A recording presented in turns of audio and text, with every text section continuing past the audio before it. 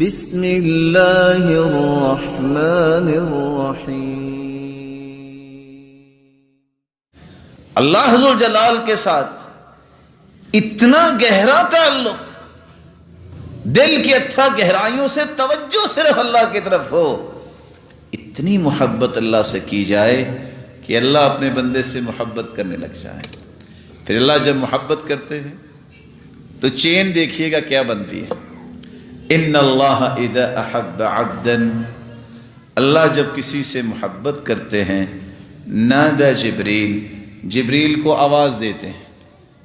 جب اللہ کلام کرتے ہیں، اخذت السماء رعدہ ورجفہ، دوسری روایت میں آتا ہے آسمانوں میں زلزلہ آ جاتا ہے، سب فرشتے بے ہوش ہو جاتے ہیں۔ پھر اللہ کے حکم سے ہوش میں آتے ہیں۔ جبریل سب سے پہلے بولتے ہیں ماذا قال ربنا، ہمارے رب نے کیا فرمایا؟ پھر خود ہی کہتے ہیں یقول الحق، ہمارا رب تو حق ہی فرماتا ہے۔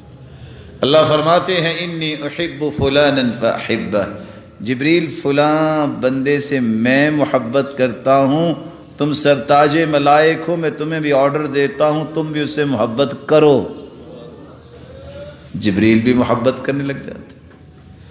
پھر جبریل کو حکم ہوتا ہے، وہ کھربوں کی تعداد میں فرشتوں کو بتاتے ہیں یہ اللہ کا محبوب ہے، میرا بھی محبوب ہے، تم بھی محبت کرو۔ فَيُحِبُّ أَهْلُ السَّمَاءِ، ساتوں آسمانوں کے سارے فرشتے اس سے محبت کرنے لگ جاتے ہیں۔ ثُمَّ يُوضَعُ لَهُ الْقَبُولُ فِي الْأَرْضِ، ایک فرشتے کو کہہ دیا جاتا ہے، وہ اعلان کرتا ہے او دنیا والو، فلاں اللہ کا محبوب ہے، جبریل کا بھی محبوب ہے، آسمانوں کے فرشتوں کا بھی محبوب ہے، تم بھی اس سے محبت کرو۔ دنیا والے بھی اس سے محبت کرنے لگ جاتے ہیں۔